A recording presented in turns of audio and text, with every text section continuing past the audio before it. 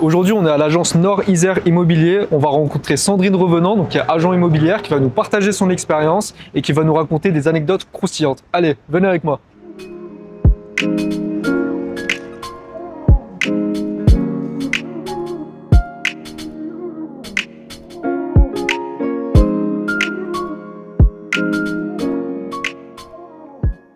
Est-ce que vous pouvez vous présenter rapidement, s'il vous plaît Alors, je suis mariée, j'ai un enfant, j'habite ici à Bourgoin depuis une quinzaine d'années. Donc, je suis pas native d'ici, donc il a fallu que je découvre aussi le secteur. Je suis donc dans l'immobilier depuis 9 ans et j'ai toujours été commerciale. Avant, j'étais commerciale dans l'industrie et du coup, voilà.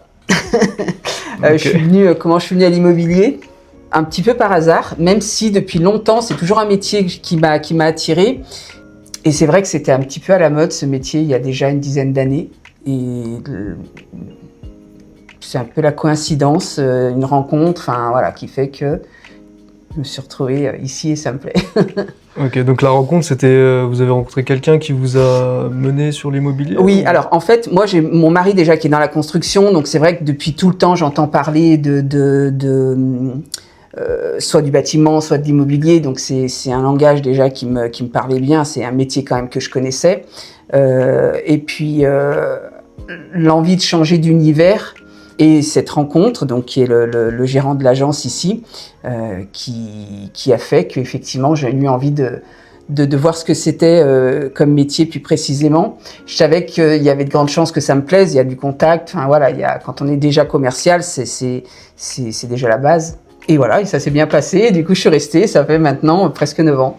Donc à la base, vous n'étiez pas donc du secteur bourgoin? Non, j'étais plus donc lyonnaise, et j'ai d'abord atterri à la Tour du Pin, pour tout vous dire, et ensuite ici à Bourgoin. Voilà. J'ai découvert le secteur de tout ce Nord-Isère qui est l'Est lyonnais, quoi, en fait. Hein. Et donc là, vu que vous êtes sur le terrain, en fait, hein, quasiment tous les jours, c'est quoi votre avis un petit peu là sur le marché actuel? Le marché de l'immobilier, c'est compliqué. C'est compliqué, les gens sont beaucoup plus frileux.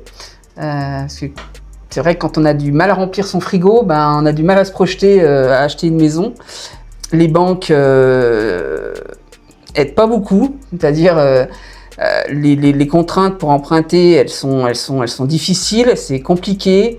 Elles demandent de plus en plus de garanties, il faut de l'apport, ce qui n'était pas forcément le cas il y a encore quelques temps. On pouvait acheter sans apport, c'est plus possible maintenant. Donc oui, il y a beaucoup de choses qui rentrent en ligne de compte qui font que c'est compliqué pour tout le monde.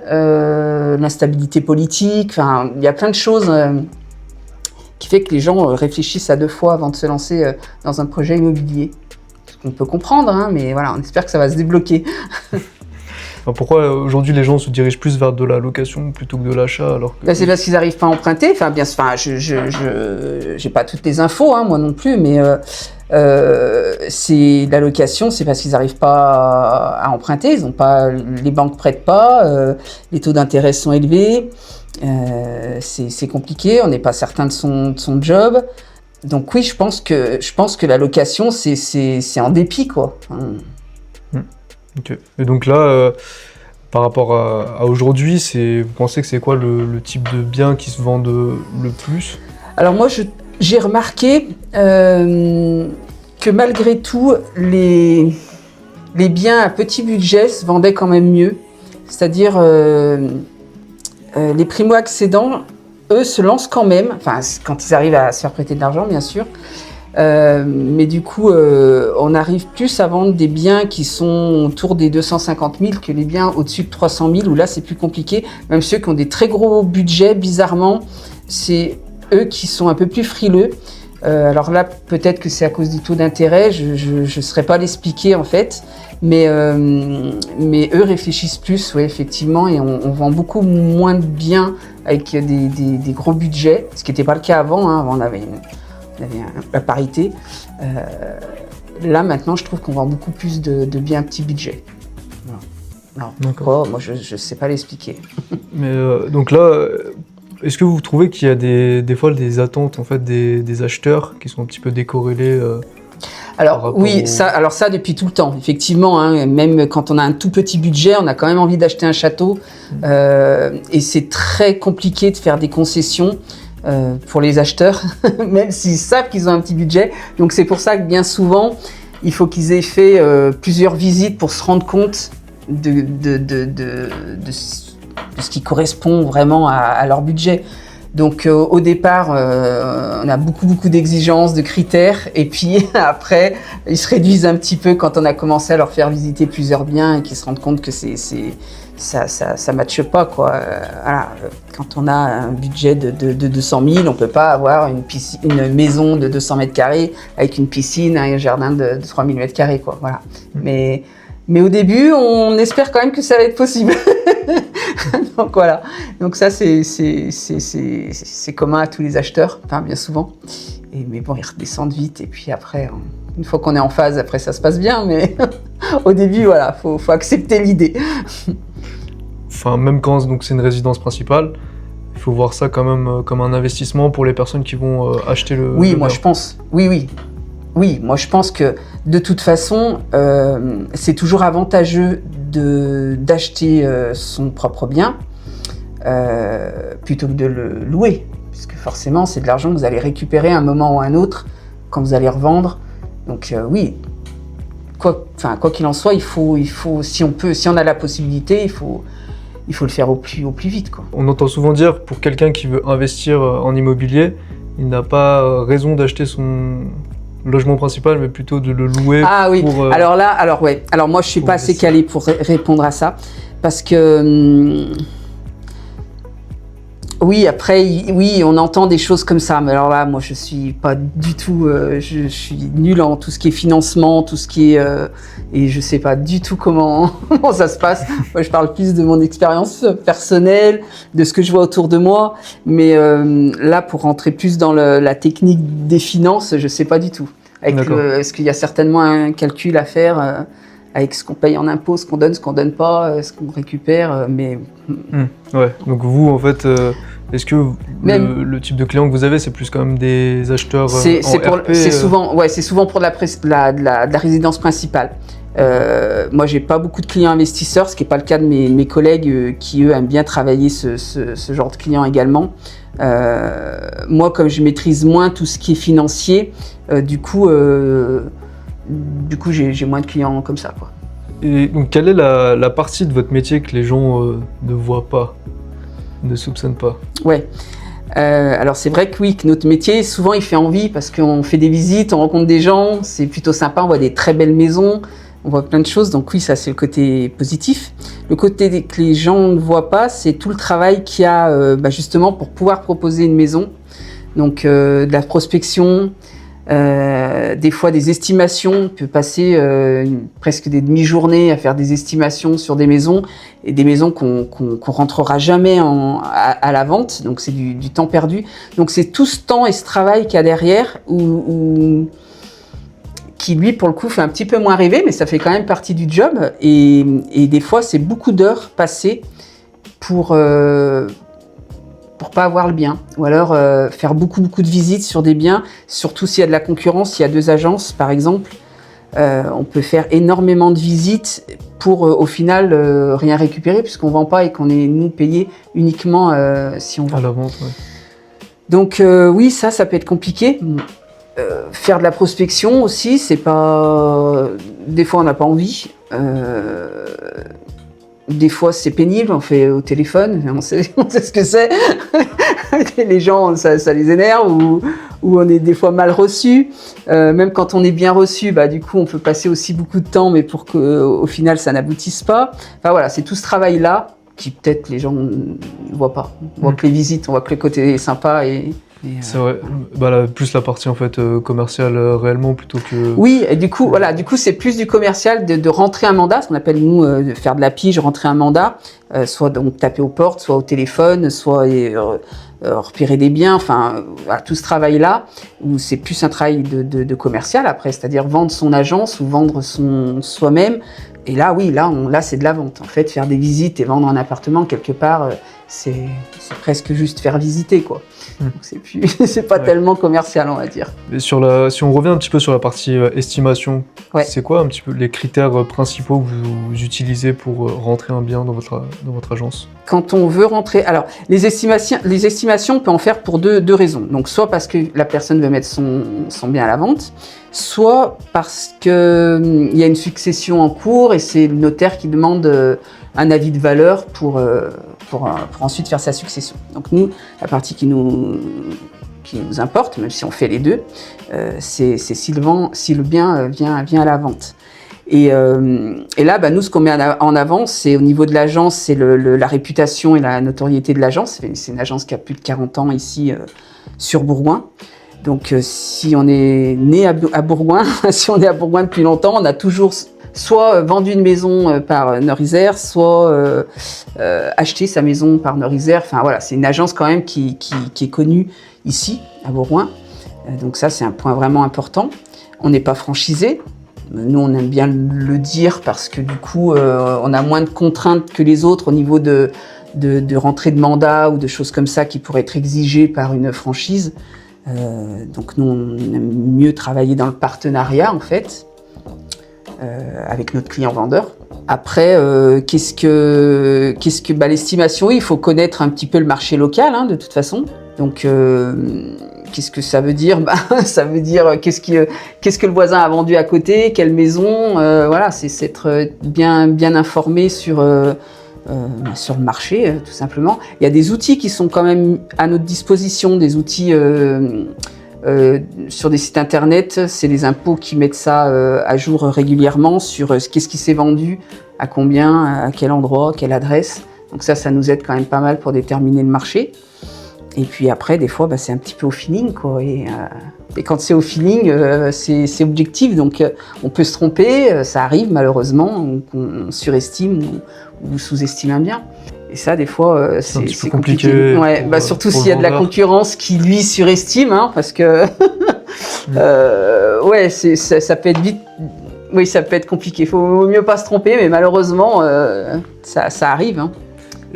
Et parfois, donc, ça peut être le vendeur qui vient voir différentes agences pour estimer le bien, pour ensuite... en principe, alors souvent, les vendeurs, ils appellent 2 ou 3 agences pour estimer leur maison et ils en choisissent une sur les 2 ou 3 qu'ils ont fait venir, voire 2, s'il y en a qui pensent que 2 c'est mieux qu'une, c'est comme ça. Mais ils prennent pas forcément toutes les agences. Ils ont compris qu'aujourd'hui, avec Internet, il n'y avait pas d'intérêt d'avoir 50 agences, puisqu'on a tous plus ou moins la même manière de communiquer, c'est Internet. Donc, que vous habitiez Paris, Lyon, l'annonce, vous allez la voir de la même façon. Là, j'ai une question justement par rapport à ça. Est-ce que Internet, ça vous a... est-ce que vous ressentez un changement par rapport à ça, et le fait que les gens puissent mettre en ligne directement leur annonce sur le Bon Coin? Vous avez l'impression qu'il y ait moins de clients ici, ou vous le ressentez pas trop? Alors, de toute façon, il y aura toujours des gens qui veulent vendre eux-mêmes leur maison, donc des particuliers qui vont mettre leur annonce en particulier et qui voudront surtout pas passer par agence parce qu'ils sont persuadés que de toute façon c'est un coût de passer par une agence et que ce coût-là, ils préfèrent le garder pour eux, ce qui est faux. Hein. Au final, ça se passe pas comme ça, mais voilà, ça on peut pas l'empêcher. Et il y a des personnes, des vendeurs qui préfèrent passer par une agence pour la tranquillité que ça amène. C'est-à-dire, nous, on va quand même trier les clients. Ceux qui nous appellent, c'est en principe des réels acheteurs. C'est pas des gens qui se promènent et qui veulent juste voir. Alors que eux, le particulier, il va avoir tous ces promeneurs, entre guillemets, hein, mais des gens qui sont pas forcément acheteurs, qui veulent juste voir à quoi ça ressemble. Ils veulent se faire envie. Voilà, c'est ça, ouais. Alors que nous, tous ces gens-là, en règle générale, ça peut arriver, mais en règle générale, on les a pas. Et puis aussi, faire des visites, c'est pas évident, vendre sa maison et entendre des fois des critiques sur sa maison. Donc il y a des vendeurs, ça, qui veulent surtout pas entendre, et c'est pour ça qu'ils veulent pas être présents quand il y a des visites, parce qu'ils ont pas envie d'entendre les remarques. Et que quand on a quelqu'un qui vient voir votre maison, et là, le parquet, vous aimez pas ça, voilà, la salle de bain, c'est dégueulasse. Donc des fois, on n'a pas envie. Donc pour éviter tout ça, ça ne veut pas dire que ceux qui font appel à une agence, c'est ceux qui ont des maisons moches, hein, c'est pas du tout ce que je veux dire. Mais voilà, pour éviter des remarques qu'on n'a pas envie d'entendre, et puis le temps, parce que c'est du temps aussi, hein, faire visiter et accueillir les gens, voilà. Et eux préfèrent faire confiance à une agence. Et nous, ça nous va bien, hein, parce qu'effectivement, sinon pour nous, ce serait compliqué. Mais voilà.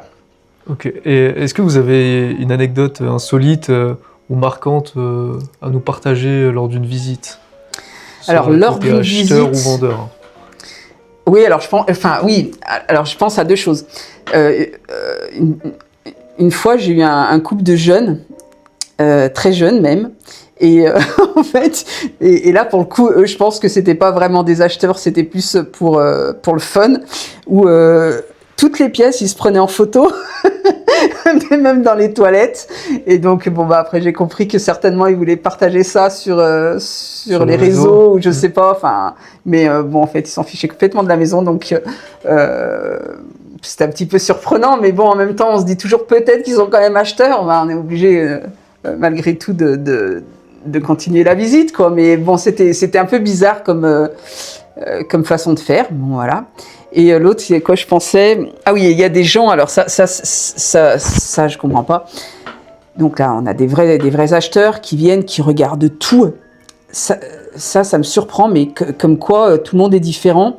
Et j'en ai une qui m'est restée en tête, c'est des gens qui ont été tout regarder.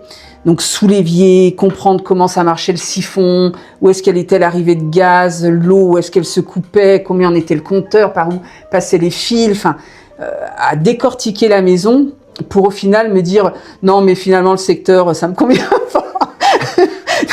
Donc c'était même pas par rapport aux critères qu'ils avaient vraiment regardé. En fait, ils savaient d'entrée que de toute façon la maison lui plaisait pas, mais malgré tout, ils voulaient comprendre tout comment ça marchait. Et je trouve ça hallucinant, quoi, de perdre son temps à ce point-là et de tout regarder alors qu'on sait très bien que la maison correspond pas. Enfin voilà, c'était rigolo. Mais sinon non, il se passe pas grand-chose en fait pendant les visites. Et pour un acheteur, quel serait le conseil essentiel que vous lui donneriez si vous voulez acheter demain? Un acheteur, moi, si c'était quelqu'un de ma famille qui hésite, je dirais de pas hésiter, qu'il faut y aller. Quoi qu'il en soit, il faut acheter et il faut franchir le pas parce que c'est pas vraiment irréversible, surtout en ce moment, même si là en ce moment on a une crise de l'immobilier où c'est plus compliqué, malgré tout l'immobilier c'est toujours quelque chose on peut compter dessus et ça je pense que ça changera pas, ça peut pas vraiment complètement s'écrouler, donc même si vous achetez, il y a toujours, ça peut pas être une mauvaise opération. Donc voilà, faut quand même regarder certains points et pas acheter un taudis ou quelque chose d'insalubre. C'est pas ce que je dis, mais voilà, il vaut toujours mieux acheter qu'être en location. Donc je dirais, faut y aller. Il faut bien sûr avoir un banquier en qui on peut avoir confiance ou un courtier, hein, mais quelqu'un qui vous établisse réellement votre capacité d'emprunt pour savoir réellement qu'est-ce que vous allez payer tous les mois. Et pas oublier qu'une fois qu'on paye son crédit, il y a quand même des charges. Alors si on est en copro, c'est un appartement, il y a des charges de copro. Donc voilà, bien tenir compte de tout ça et voir si ça rentre bien dans ce qu'on peut payer mensuellement, quoi. Donc voilà, ça c'est la chose importante. Mais si on hésite, enfin il faut pas hésiter, il faut acheter. Et en plus en ce moment, c'est bon pour les acheteurs, puisque de toute façon, il y a plus de négociations. C'est maintenant qu'on peut faire de bonnes affaires. Vu que les gens achètent moins, on peut plus facilement négocier. Oui, parce que du coup, ouais, exactement. Avec l'agence ou directement avec la banque aussi, c'est ça? Alors avec la banque, je sais pas comment ça se passe, mais en tout cas avec le vendeur, oui, c'est plus facile de négocier puisqu'effectivement c'est plus long pour vendre, il y a moins de propositions, donc il faut en profiter. Et vous, aujourd'hui, que ce soit à titre personnel ou dans l'agence, qu'est-ce que vous essayez d'apporter de différent aux clients par rapport à une autre agence? On essaye de bien comprendre le besoin et de faire un suivi, c'est-à-dire de proposer quand même d'autres biens. Bien souvent, c'est les acheteurs eux-mêmes qui nous contactent parce qu'ils ont vu une annonce, hein, ça marche pratiquement tout le temps comme ça au départ, hein. ils voient une annonce, on leur fait voir l'annonce, enfin on leur fait voir la maison, et on essaye de comprendre quel est le besoin et pourquoi la maison qu'ils ont voulu voir correspond pas, et de façon à justement pouvoir proposer autre chose qui nous paraît à nous correspondre à ce qu'ils ont besoin. Ça, on peut le faire parce qu'on est plusieurs dans l'agence. C'est vrai que quand on est tout seul à travailler, c'est compliqué de pouvoir rebondir sur d'autres biens. Là, l'avantage de l'agence, c'est que comme on est 8 au total, il y a beaucoup de biens qu'on peut proposer et on peut arriver à rebondir sur d'autres biens. C'est-à-dire, le client peut ne pas penser à une annonce qu'il a vue, qu'il a regardée, mais je sais pas, il s'est dit que c'était pas pour lui, et nous, on va pouvoir lui proposer, on va peut-être savoir qu'il y a une négociation, on va peut-être savoir qu'en termes de secteur, ça peut lui correspondre, ou qu'il y a 3 chambres et qu'une 4e est possible. Enfin voilà, il y a ce genre de choses, et je pense qu'on vend peut-être même plus de biens parce qu'on a rebondi sur une autre annonce plutôt que sur l'annonce sur laquelle l'acheteur a appelé initialement. Ok. J'ai pas fait de statistiques, mais... Merci beaucoup Sandrine de nous avoir partagé votre expérience, donc que ce soit sur la partie immobilière ou même commerciale. On espère vous revoir prochainement dans une autre vidéo, si ça vous Avec intéresse. plaisir. Je vais commencer à aimer ça.